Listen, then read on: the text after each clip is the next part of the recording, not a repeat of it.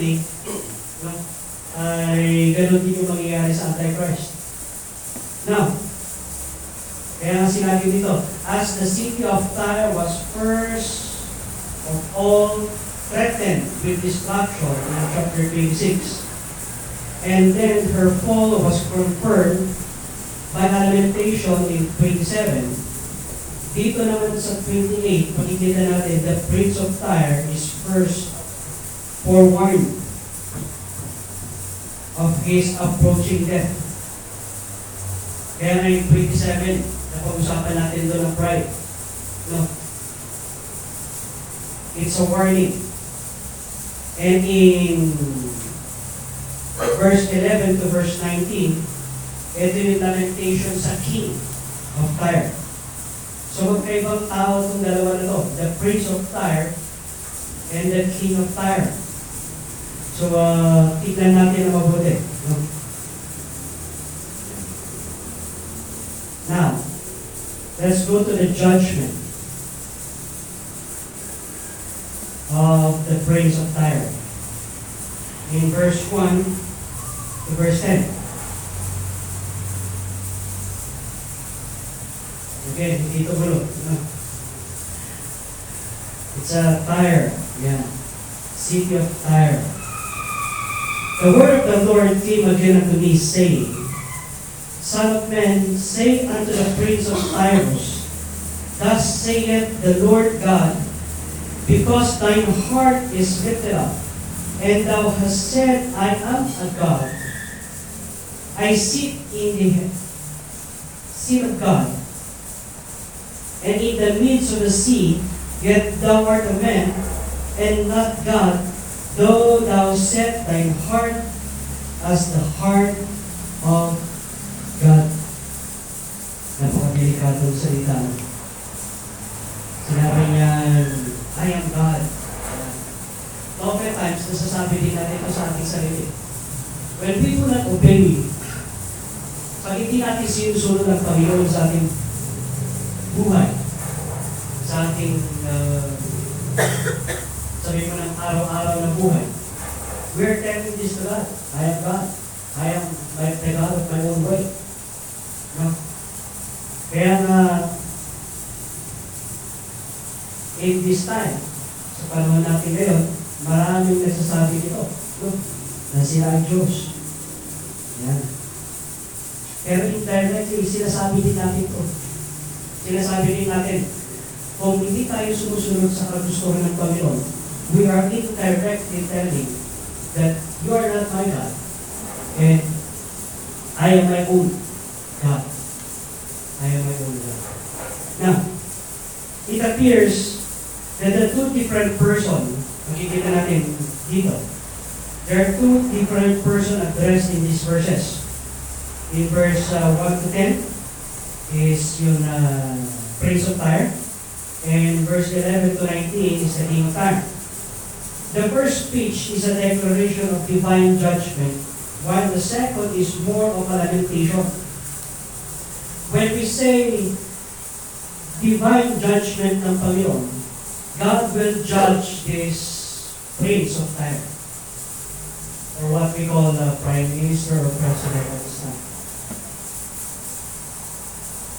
Iba naman yung king. Doon sa second, it's more of a lamentation. Bakit lamentation? It's a song of lament. Na paano nag-fall itong King of Tyre na to. Both of these persons were guilty of great pride.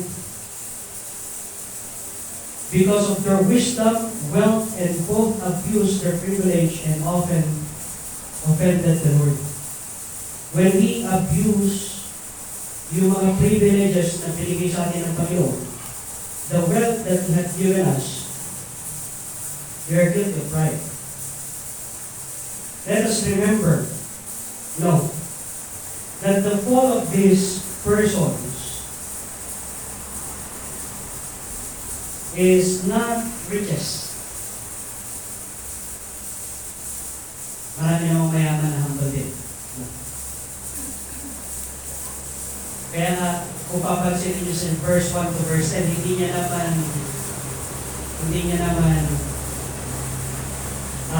Hindi niya naman pa.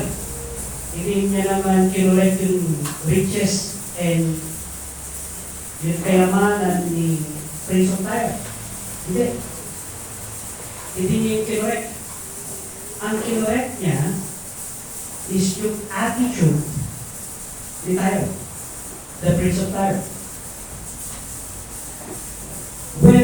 When we understand this, kung naiintindihan natin ito, na it's not regarding wealth. No, it's not regarding how much money you have in the bank. Or it's not how much you have. But it depends upon how you use it for the Lord. Now, kung ang isipan natin, yung pag-provide ng Panginoon is kulang, ano? Yung pag-provide ng Panginoon sa buhay natin ay kulang, then we are what? We are going to the point of what? No return. Pag iniisip natin na yung pag-provide ng Panginoon ay kulang sa ating buhay, iniisip na natin, that is already the beginning of pride. Let us remember yung last verse na minention natin in chapter 27. Pride goeth before destruction and a happy spirit before that. Pride always goes before destruction. Now, if we will not learn to listen, hindi tayo matutong makinig sa leading ng Panginoon, at pilit-pilit pa rin natin yung kagustuhan natin.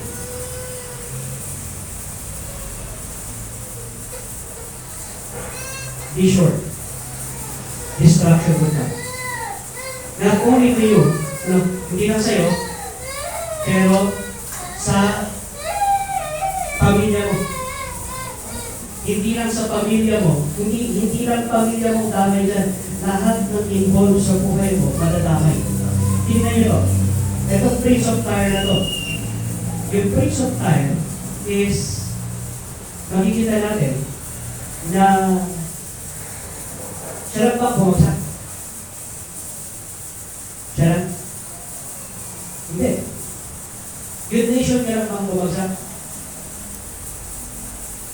Sa tingin nyo, yung nation ng Tyre ba, siya lang bang bumagsak dito? No. Dinamay niya pati yung mga ka-business partner niya. Like Sidon, like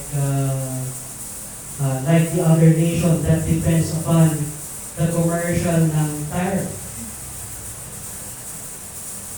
That is what pride is causing. Yun yung result ng pride. Now, kaya nga, here, makikita natin, Son of Man, can you read verse 2? Again, ready, read. Ezekiel 28 verse 2, and that's the screen. Let me read. Son of man, say unto the prince of Tyrus, thus saith the Lord God, because thy heart is lifted up, and thou hast said, I am no God, I sit in the seat of God, in the midst of the seas, and thou art a man, and not God. Thou hast said by thy mind on the heart of God, I am God.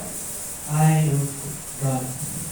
Isaiah's word of the king of Babylon in Isaiah chapter 14, verse 13 to 14. Verse 13 and 14 is what? It's still the same. I am. I will. I will. You know, it's a similar example kay prayer of Oprah in Ezekiel, in Ezekiel chapter 29, verse 3. Pag-usapan din natin yan in the later on messages. The praise given to Herod of Agrippa by the tyrants in Acts chapter 12, verse 21, and Paul's description of the man of sin with nearly the same words. 2 Thessalonians chapter 2, verse 4. Sinasabi niya, I will, I am. Pag doon na nagsisimula, na yung success natin, kailangan ko, alam ko, yan. ng I, me, and I. Ang I, me, and myself.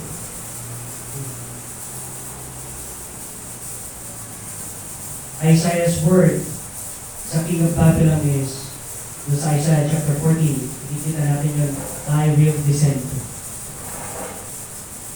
I will ascend into the heavens. Ang pride, kaya nga, it is the first sin that had been committed. Because it removes all glory sa Panginoon. Pride removes all glory. All glorification na gagawin ng Panginoon sa buhay mo. When a Christian is prideful, alam mo nangyayari sa kanya? It's not just him. It's also the person around him. Kaya nga, let us be careful of what we call pride. Let us be careful of ito yung kagustuhan ko. Ito yung nakikita kong minsan ginagamit lang natin na will ni Lord, pero hindi mo ito talaga will ni Lord. It's just what you want. No. Gusto mo lang yun na mangyari sa buhay mo, pero hindi naman talaga will ni Lord. Paano natin masasabi hindi will ni Lord? Una-una, is God providing your need there? Need na hindi wants. Yes. If God is providing your need there, then that is God's will. Pero kung kulang, and you're searching for more, then that is what we call what? My will, not your will, diba? Let us remember, ang promise ng Panginoon is, I will provide all your needs according to what God's riches and God's glory. Yun ang promise ng Panginoon. I will provide your need. The center of I is who? The Lord. It is the Lord that will provide the need. Not your strength, not everybody's strength, or not the strength of others, but it is the Lord. Now, if in case na kinukulang natin yung pag-provide ng Panginoon sa buhay natin, then we are falling into the trap of this kind of grace. Is God giving you wisdom? Yes. If God is giving you wisdom, God is giving you understanding. Yes? And if God is giving you understanding, pag nasobrahan mo naman yung wisdom and understanding and knowledge, at ginamit mo na ito na mag-accumulate ng more riches. Riches is not sin. Our God is rich. No. Hindi maling mayaman. Pero pag yung yaman na yun is hindi ito binigay ng Panginoon. Hindi bigay ng Panginoon yung yaman. At hindi natin ma-acknowledge na ito yung bigay ng Panginoon. Then, we are already falling into the trap of what we call pride. Tingnan nyo ito. Tingnan nyo verse 1 to 10. Habang nakikinig kayo sa akin, basahin niyo mabuti. Kaya nandito, makikita natin sa chapter 2, verse 2 and 4. Who opposeth and exalted himself above all that is called God, or that is worshipped, so that he, as God, seated in the temple of God, showing himself that he is God. Who opposeth and exalted himself above all that is called God. What once that we already obey the flesh, once that we already obey what we want in life, that is us opposing and exalting ourselves. Ano sabi sa Bible? Sa the one that exalted himself, he will humble him down. Bakit kaya? Kasi na dangerous. It's a very dangerous sabi mo na sin. Pride would cause you to oppose what God wants in your life. Pride would cause you to, sabi mo na, flee from the presence ng Panginoon. Pride will cause you to what? Will cause you not to hear God's word thoroughly. Hindi mo mapapakinggan. You would be a selective hearer. Ang pride would cause you to be selective hearing. Eto, tama itong sinabi ni Pastor. Eto, hindi ko na napakinggan. Eto, tama itong sinabi ng Panginoon. Eto, skip the verse. Why? Because of pride. Pride blinds a person. Pride blinds a Christian that would not take heed to God's word. Kaya nga, because of your heart is lifted up, sabi nila, the fundamental sin of the prince of Tyre was pride. He said of himself, I am a God. And glorified in his position of greatness in the midst of the sea. This was true of both the city and the ruler. It's true. No, yung pagbagsak ng Jerusalem, tumaas ang Tyre. At sa kanilang pagtaas, great economy comes dun sa kanilang lugar. But what happens? They glorify themselves. Most of the proud people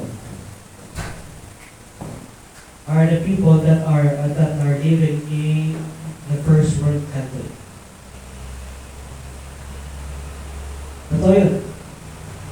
Most of the proud people are living in the first world country. Pag sinabi mong Asian ka, ang tingin nila sa inyo, monkey. Di ba? Mababang nila lang. Dahil nga sa technology that they have. Pero subukan natin mamuhay sa jungle. Tingnan natin kung sino mamumuhay. Di ba?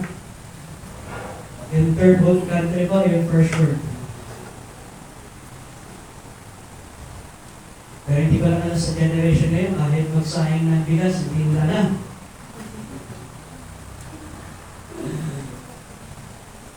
Alam nila magsayang ng bigas sa rice cooker, hindi nila alam magsayang ng bigas sa kalan.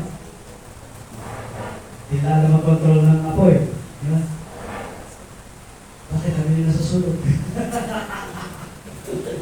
Mag-prito ng itlog, di ba? So, yung mga basic in life,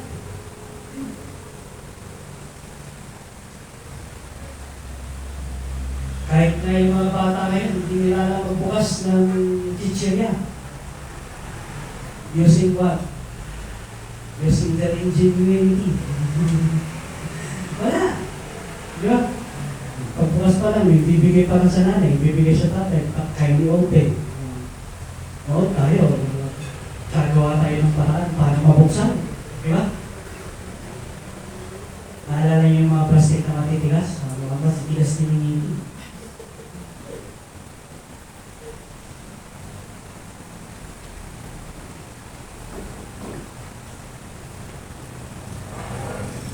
That's why the fundamental sin of the Prince of Tyre is pride. He opposed what God wants in their nation. As we see already, yung mga nations natin din ngayon, they're opposing what God wants. The laws ng Panginoon. Tingnan nyo dito sa Pilipinas, di ba? Divorce bill. LGBTQRST. Di ba? Soji. Yan. Dami ng mga batas na hindi sang-ayon sa Bible na pinapasa. And that would cause the nation to be judged by God. Not only the nation, but kasama tayo doon. When God judged the nation, hindi ka ba part ng Pilipinas? We are. Kaya nga, let's pray for our country. Tingnan niya. Sinabi pa dito, I sit in the seat of God. Tyre was known as the Holy Island, not Holy Land. Ang Holy Land is Jerusalem. Tyre was known of the Holy Island. Bakit Holy Island? Because the city was taught as a rising from its water like the rock throne of God. Baga, yung mga ship, ay mga barko, kaya nakikita nila afar off ang Tyre, it's just like a floating city.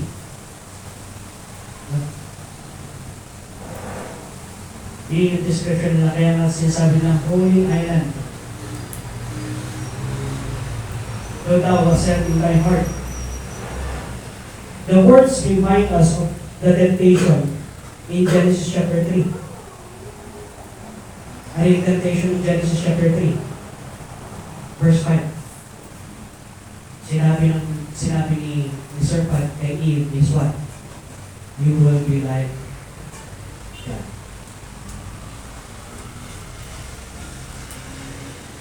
Let us remember to forget the limitation of human ignorance and weakness, to claim an authority and demand the homage which belonged to God was the sin of the prince of Tyre, and it had been of Sennacherib, and it was of Nebuchadnezzar also, as it has been sins of the emperors of Rome and other rulers at this time. I will be like God.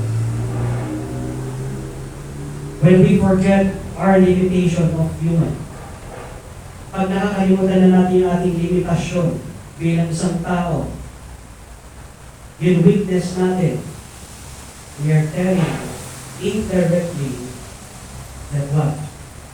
We are like God.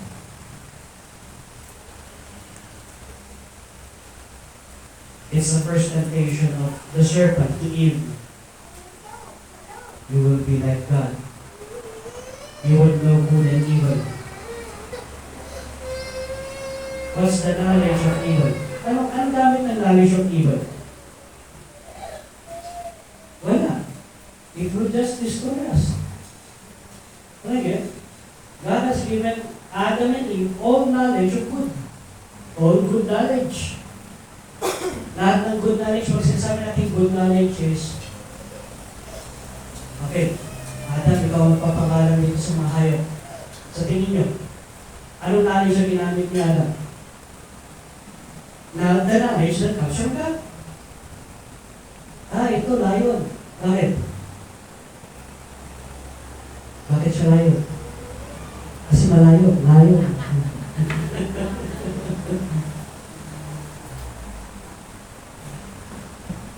Ito, baka. Bakit baka? Ha? Palagi may tatanong. Baka. Diba? Of course, hindi yun yung Hebrew, of course.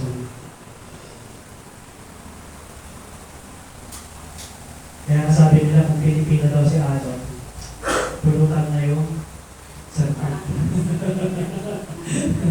Uy, pulutan. But the serpent was the most beautiful creature in that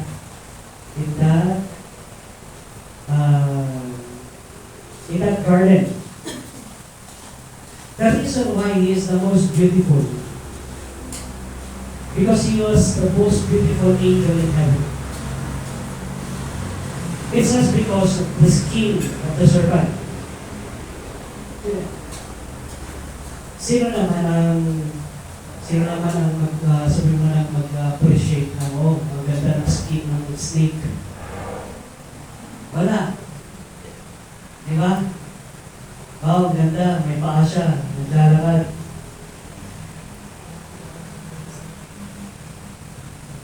The reason why he is the most beautiful because he is the most beautiful angel in the heaven.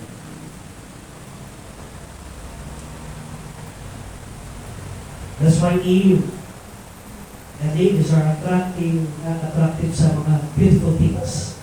They want always to be beautiful. Nothing wrong with that. No. Kaya kahit anong makeup, gagawin. To make you beautiful. Kasi that is the design of a woman. Yun yung design ng woman. To make beautiful things. Ang design ng man is to organize things. Sa tingin nyo, yung Garden of Eden organized? Yes, because Adam was there. But is it beautiful? Yes, because Eve was there.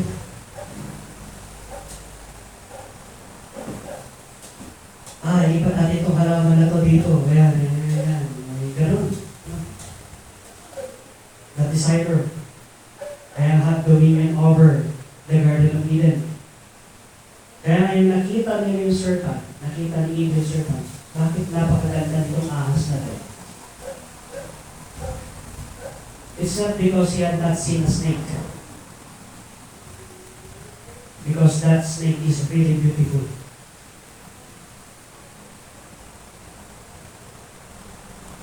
Then bigla pa nagsalita, sabi niya gano'n, you will be like God.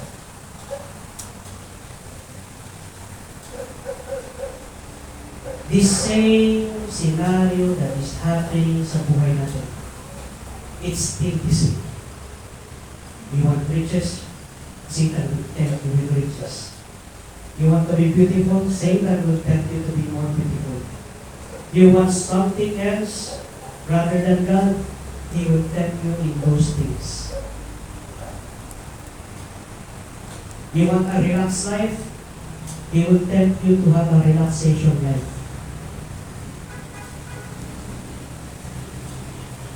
Kaya mas madaling matulog sa cellphone kaysa sa right? Pero pag titingnan natin, yes, because Satan will do that. Tandaan natin, lust of the flesh. Tatlong kalaban natin. The lust of the flesh, the pride of life, and the lust of the eyes. Anything that is beautiful, anything that we want, it's attractive. Kaya nga, palaging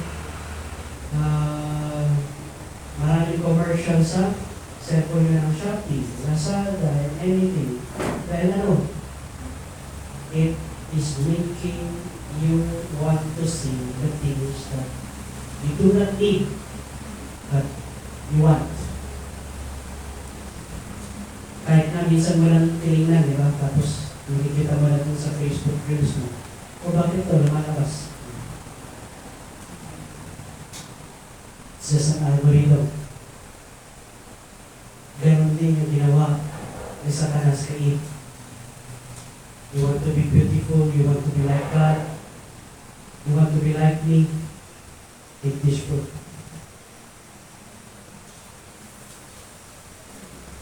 Isang bagay, isang irony was the king here in this time is Ed-Baal the third. Felt his wisdom exceeded that of even Daniel. Bakit kaya na-mention si Daniel dito? When Daniel is still young, mas bata si Daniel na malayo kay Ezekiel. So, it's a prophecy. The irony was Ed-Baal the third felt his wisdom exceeded that of even Daniel, who served the country that would ultimately defeat Tyre. The difference between Edbal and Daniel is Daniel, who attributed all his wisdom to God. Lahat galing to sa Panginoon. He will never speak things that is not of God. Taliwas kay Edbal was much wiser than Edbal, who claimed to be God. Edbal was removed from his throne by who? Nebuchadnezzar in 573 to 572 BC.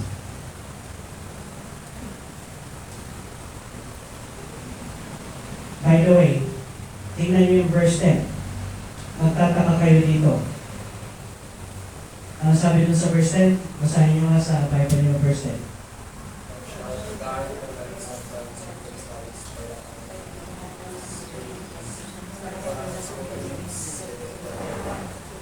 Bakit sinabi dito na thou shalt die the death of the uncircumcised by the hand of strangers? Kasi ang mga tyrants, ang mga taga-tyrants, nagpa-practice sila ng circumcision. Kaya, mga Phoenicians, they practice circumcision. Hindi lang naman ang nation of Israel ang nagpa-practice ng circumcision during that time. Even this Tyre. The reason why they practice is because of their partnership with Solomon. Nakuha din nila yung kanilang, bakit sila nagpa-practice ng circumcision? Kami na rin. So from there, ay makikita nyo, they practice circumcision. No? Kaya nga dito sa verse 10, mamamatay sila sa uncircumcised. Sila uncircumcised? The Babylonians. Nebuchadnezzar's army are uncircumcised.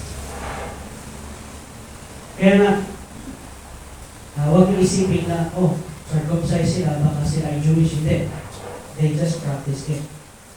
Para tayo mga Pilipino, nagpa-practice tayo circumcision, hindi naman tayo Jewish. Diba? O panakot pala sa mga bata yun. Practice of courage. Kaya tinatawag yung mga sa malalaki, practice of courage. Courage. Tatakutin ka nila, hindi mo talaga magkakaroon ka ng strength. Kaya magkakaroon ka ng lakas, sige, magpapacircumcise na. Tapos part ng kultura na natin yun. Significantly, God did not condemn the prince of Tyre for his possession of riches. Kaya makikita nyo dun. But for how those riches corrupted him, significantly the prophet castigates him neither for his shrewdness nor for his, sabi mo ng amassed wealth, neither brilliance nor riches, and sabi mo lang the problem arise in his response. The wisdom that had brought him his wealth, it was this inordinate pride that provoked God. Again, riches are not seen. No. Mayaman tayo, praise the Lord. But let us be careful that our riches will corrupt us. So oftentimes, riches corrupt a person. So oftentimes, pag masyado maraming pera, it will corrupt even your principles in life. You will buy things that you do not need. Diba? Nasubukan yun. Nasubukan natin yun. Pag may extra pera ka, mapapabili ka na hindi mo kailangan. Tama? Pero kung wala kang pera, titipirin mo yung pera mo yun. Pero pag may extra, anong nangyayari? Natibili mo yung hindi mo naman talaga.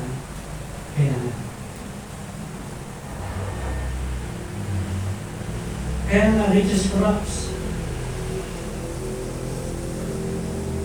Kaya nga when we acknowledge God in our resources, when we acknowledge God in in our money, magiging good steward tayo sa mga possession na binibigay sa atin ng Panginoon. Being a good steward. Now, punta na tayo sa verse 11 to verse 19. The judgment of the king of Tyre.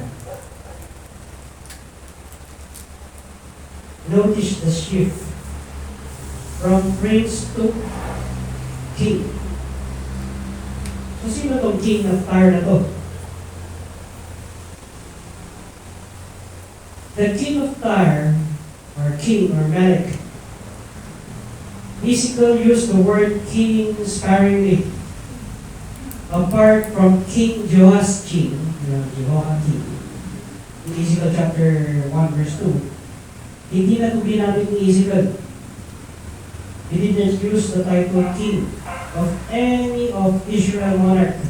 Hindi niya na ginamit. Lahat ang ginamit niya, prince.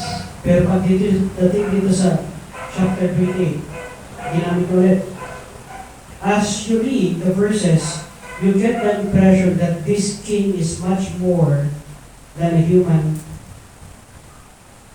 and that this could be a description of Satan. Bakit kaya a description ni Satanas? Makikita niyo dun sa verse 12 and 13. Kindly read verse 12 and 13.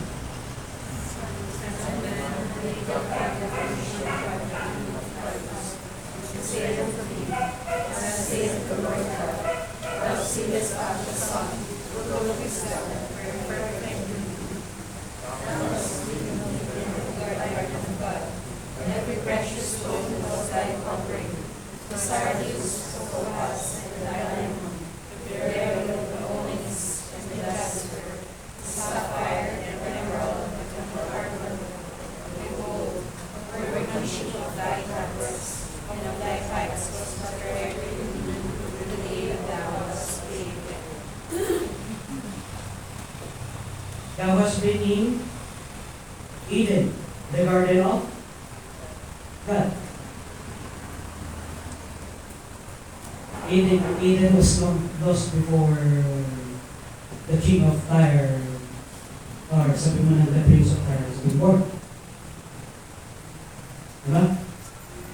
Matagal na wala yung garden of Eden. Pero bakit na sinabi thou hast been there? Is he talking about the king of Tyre? No. He's talking about something else. He's talking about a person that is involved in every economy sa panahon natin ngayon. Kaya nga, losing control. Sa buhay natin bilang sa mananampalataya, who is in control? Is it God? Is it me? Or is it something else? Kaya as we read these verses, we get the impression that this could be Satan. That Satan wants to control nations and their leaders. It is clear in 1 Chronicles chapter 21, Satan wants to control. In Daniel chapter 9, may control niya yung system natin ngayon. And in Matthew chapter 4, verse 8 to 10. Tingnan niyo in Matthew chapter 4, verse 8 to 10. Buksan niyo yung Bible niyo sa Matthew chapter 4. Pero i-hold nyo lang din yung sa isipan niyo.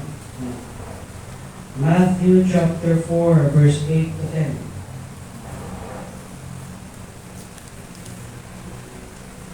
Okay, are you there? Okay, I read.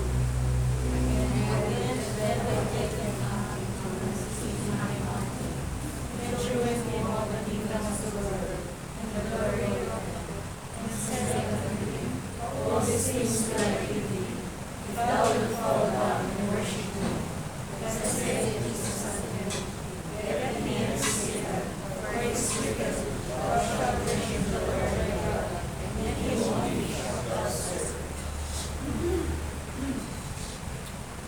ibibigay ang mga kingdom of this world.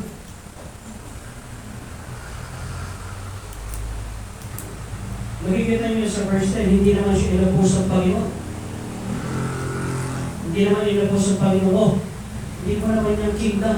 Sa akin naman yan. Kung sa Panginoon ito mga kingdom na ito, bakit sa chapter 6,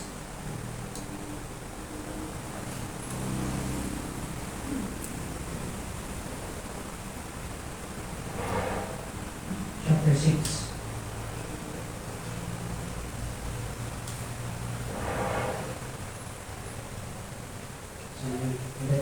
bakit sa chapter 7, the Lord's Prayer,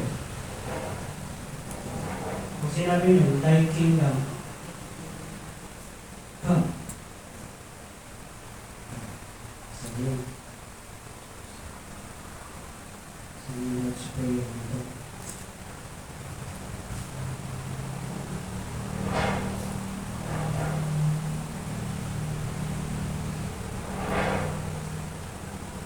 Chapter 6, verse 10.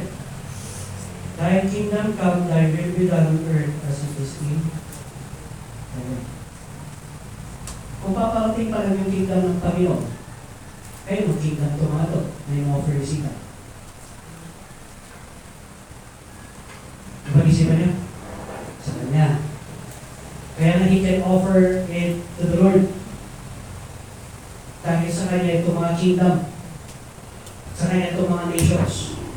He holds the nations. He holds the system of the nations. As long as Satan is holding the nations, ay sa Kanya. Kaya makikita natin, the Lord did not oppose Satan in telling him, no, bibig ka tumakit lang sa'yo. Worship mo na ako. Pero sinabi ng Panginoon, thou shalt worship the Lord thy God, and Him thou siya lang kung kailangan mo serve.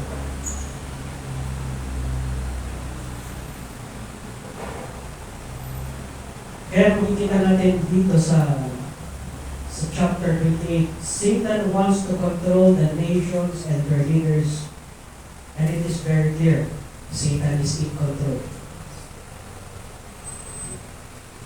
Even at this world, Satan is in control. Paano natin na masasabi that Satan is in control? Violence is rampant. Let us remember that when Satan is in control, violence is rampant. Nakita niyo ba marami na mga violent people? Marami ba? Marami. No? Ewan natin kung isa ka doon. Di ba? Pero marami ng violent na tao.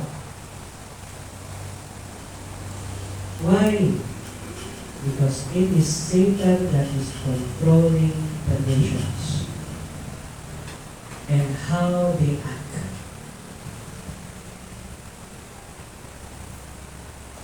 That Satan wants to control the nation and the leaders are very clear. There's Chronicles, Daniel chapter 9, Matthew chapter 2. Isa pa kung bakit makikita natin na si Satan to dahil the use of the word cherub in verse 16. Tingnan yun verse 16, Ezekiel 28 verse 16. Kindly read. By the multitudes, ready, read. By the multitudes of thy merchandise, they have filled the means of thee with violence. Thou hast seen their prevalent casting against my feet like a mountain of blood. And I will destroy thee, O covering cherub, from the means of the stones of fire. O covering cherub. Paano magiging cherub si Prince of Fire? Kaya paano magiging cherub si Paal?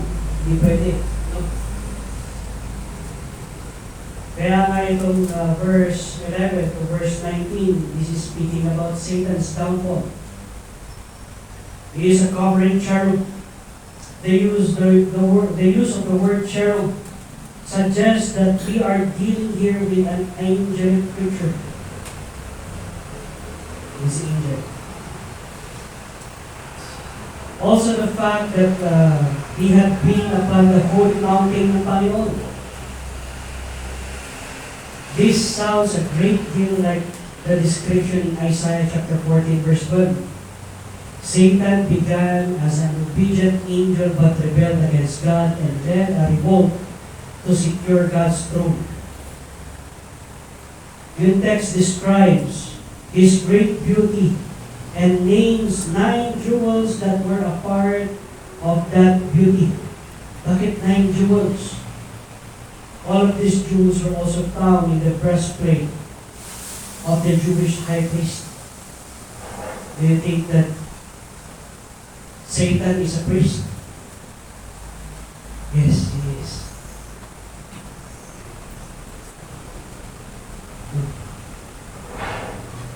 He's a priest. He's a priest ng Panginoon.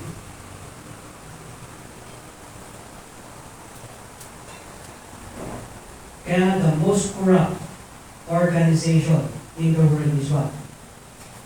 The church. Amen? The most corrupt organization in the world is the church. Bakit? Makikita natin na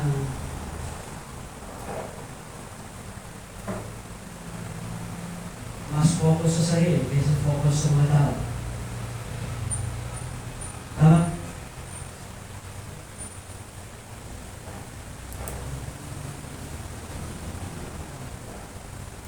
Focus sa mas to accumulate more money rather than to support people that are in need.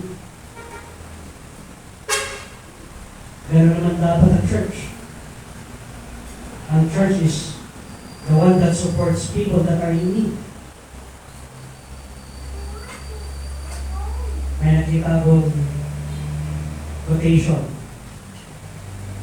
na ano sabi doon? Huwag mong iisipin ko anong gagawin ng church para sa'yo. Bakit ba ginawa ng Panginoon ng church? Isipin mo kung anong gagawin mo para sa church. It is correct, at the same time it is incorrect. Yes, we serve the Lord God in the church. No. Kasi, as we see the day approaching, Hebrews chapter 10 verse 25, assemble yourselves together as a manner of some is, and exhort one another as you see the day approaching. But the church is what? To be sabi mo ng a light. Doon sa lugar that kung saan siya. So paano tayo maging ilaw? Kaya ang ministry natin is not inside. Ang ministry natin is outside. To help people that are in need rather than helping ourselves. Pero sinabi din naman sa Bible, to be balanced. Mahirap naman na tumutulong tayo sa iba kung hindi naman natin matulungan ang bawat isa dito sa loob ng church.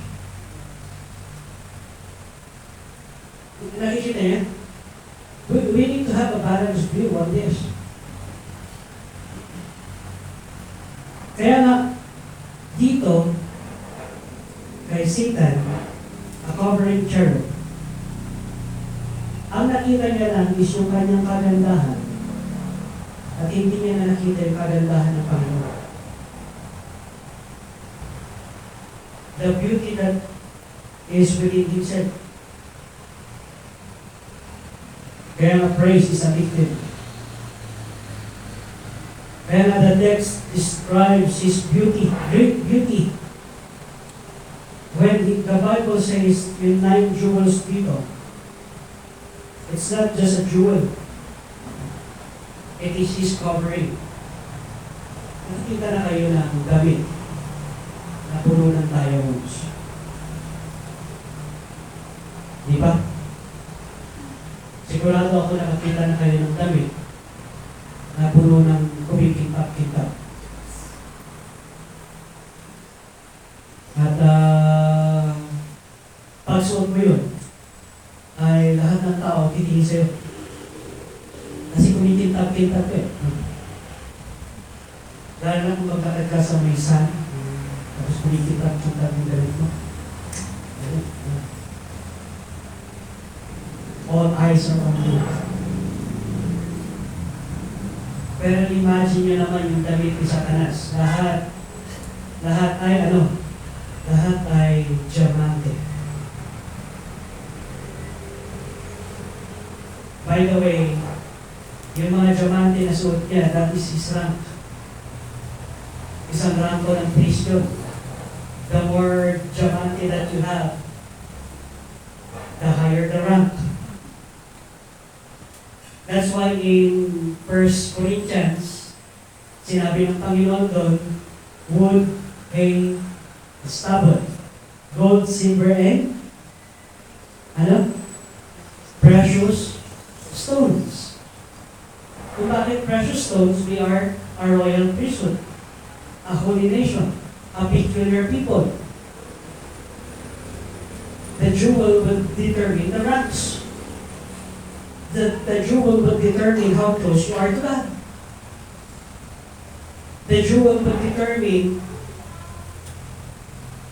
kung anong klaseng damit na meron ka and how close you are to God. Kaya gold, silver, and precious stones. Here, the text describing beauty ni Satanas having 9 jewels that were a part of his beauty. All of these jewels were found sa breastplate ng isang Jewish high priest. This suggestion that in the Garden of Eden, the Garden of God, and upon the holy mountain of Panginoon, God's holy mountain, this person had a special priestly function to perform for the Lord.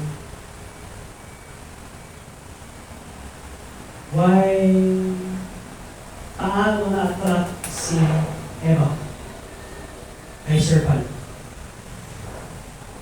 Ano yung bakit? Paano? Marami siyang jewel. A serpent that has jewels. A serpent that had ranks.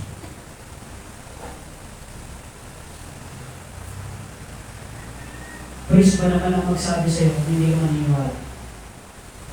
Tama? Kaya nga delikado eh. Delikado mag-speak sa pulpit. Hindi man delikado, talagang you need to be careful. We need to be careful of what we are speaking here. Because it's powerful. No? It's powerful.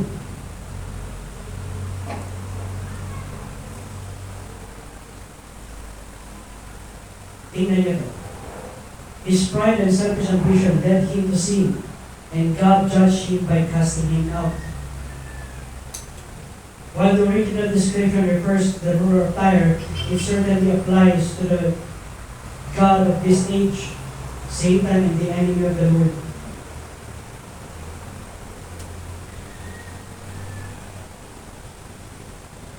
That's why things are attractive rather than God.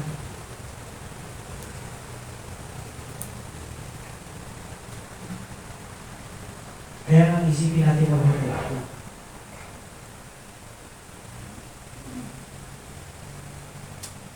Mga bagay-bagay na suot ni Satanas priestly function.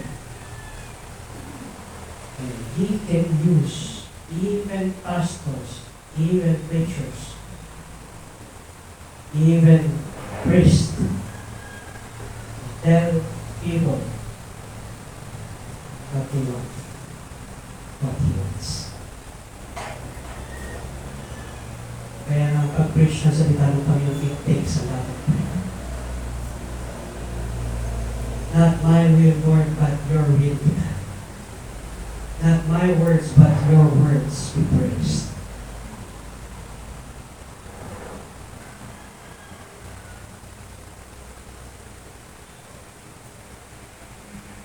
The praise of Tyre, motivated and energized by the devil, engaged in the business and also in violence.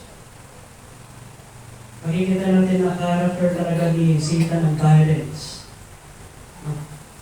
Kaya tingnan nyo ang nangyayari sa mundo, it's violent.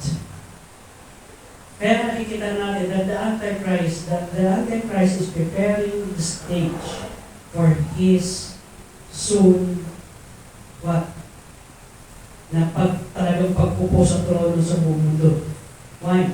Because violence are rampant. Violent people are already in our days.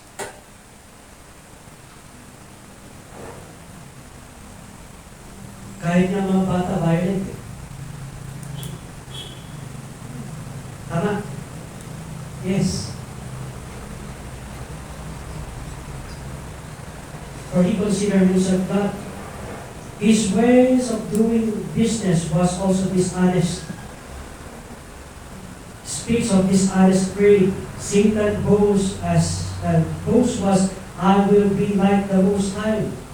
Isaiah chapter 14, verse 14. And his promise to Eve was, you will be like God. The praise of Tyre accepted Satan's offer and led to his downfall as it led to Satan's downfall. Tandaan natin, maraming offer sa Satanas sa ating buhay. It would not lead you to glory. It would lead you to downfall. The Tyre accepted, yung prince of Tyre accepted Satan's offer. Ano nangyari? Downfall. Pride comes before destruction.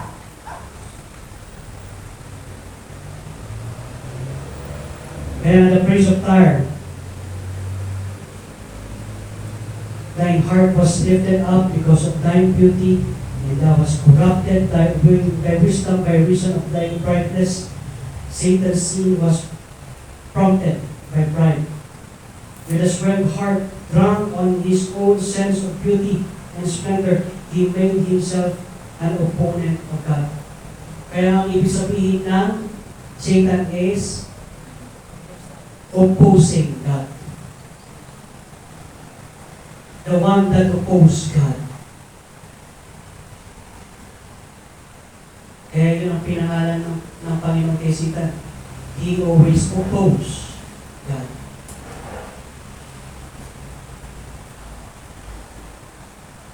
Because God resists the proud, but gives grace to the humble.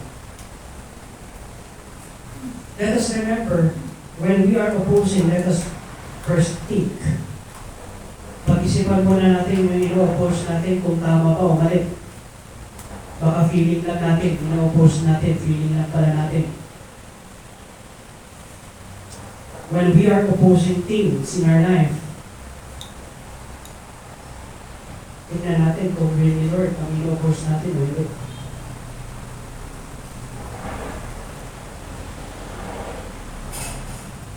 Ibig sabihin, pag will ni Lord ang ino-oppose natin sa ating buhay, who's in control? Sino ang may control sa buhay?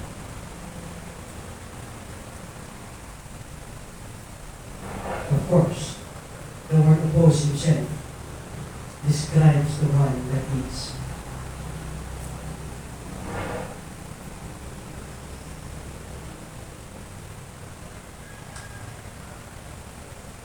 Satan's fall would be a public and dramatic, as all the world Good note, parang yung tire.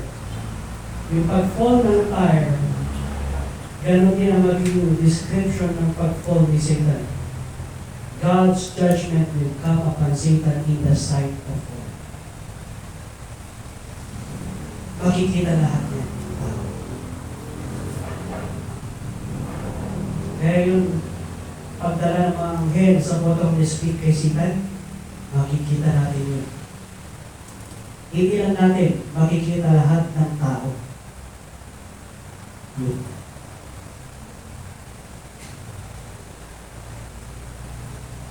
The God of this world had fallen.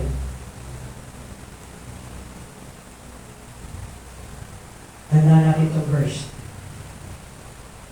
And I will end with this. 1 Peter chapter 5. Verse 5 to 7.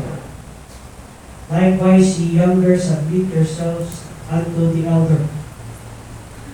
May all of you be subject one to another, and be clothed with humility. For God resisteth the proud, and giveth grace to the humble. God always resists a proud heart. And He always gives grace to the one that humbleth himself. Kaya humble yourself therefore in the mighty hand of God, that He may exalt you in due time, casting all your care upon Him, for He careth for you. Casting all your care. If you are burdened, the solution is not to resist what God wants. The solution is God giveth grace to the humble. If you need something, the solution is not to exalt yourself. But the solution is humble yourself under the mighty hand.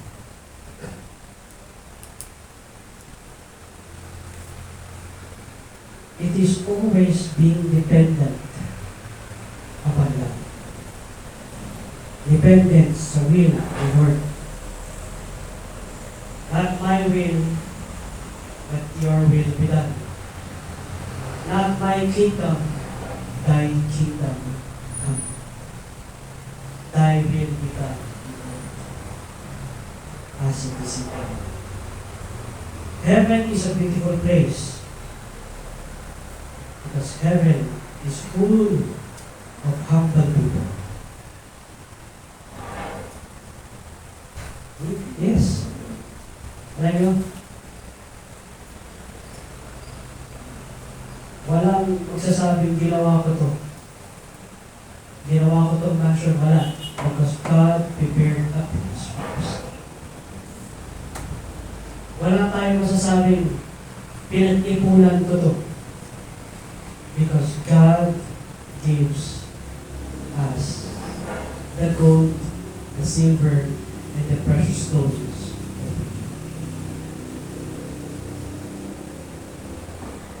Pagdating dito sa lupa, pwede pa natin i-claim that we have worked for it. Pero pagdating sa langit, wala tayong pwede i-claim. It's all by the grace. Why wait for heaven when you can do it here on the earth? Live by grace. Live by faith. Kung ano yung binigay ng Panginoon, be contented.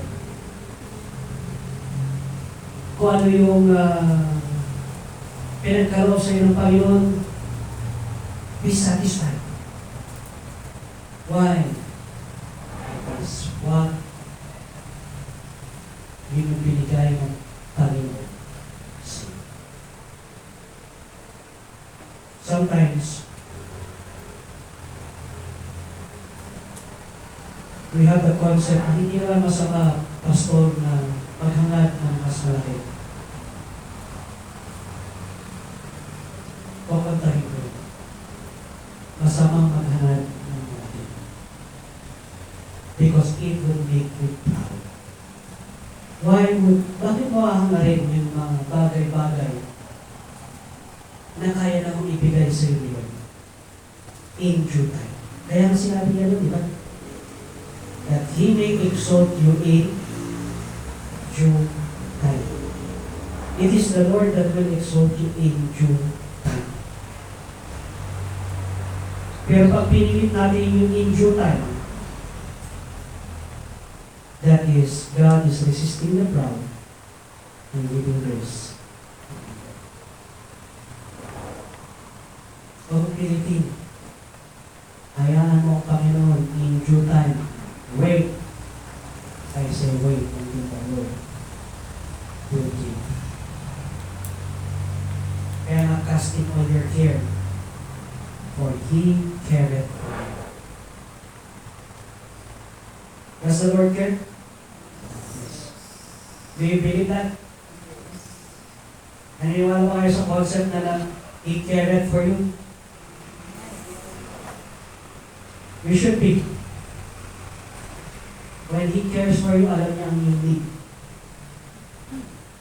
Amen? Alam niya ang iyong pangailangan. Then you cast your care upon Him. Cast your burden upon Him, for He cares for you.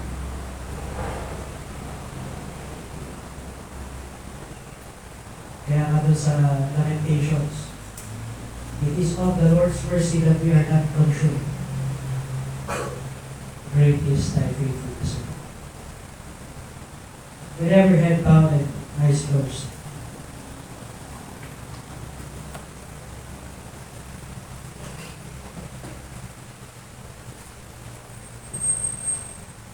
Are we being proud? Who's in control? Sino may control sa ating buhay? Sino may control sa iyo? Is it the Lord? Is it your will? Is it you? Most of the time, sino may control sa iyo? Me? Sarili mo? If that's the case, this message is a warning. A warning for us all. But let us not give in to what the flesh wants. Let us not give in to what we want, but what God wants in our life. Anong kagustuhan ni Lord? Thy will be done, Lord. Kahit hindi ko alam kung anong gusto ko sa buhay ko, Thy will be done, Lord. Pero Lord, pwede mo bang sabihin sa akin kung anong kagustuhan mo? That is asking what God wants sa buhay mo. Hindi ba yung mali?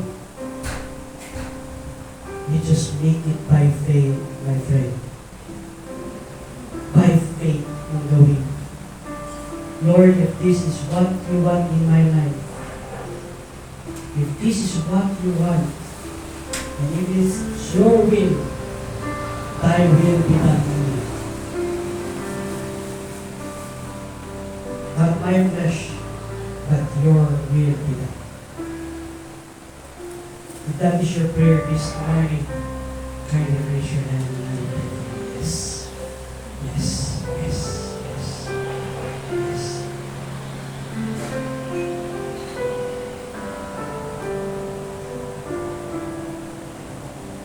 Father God in heaven,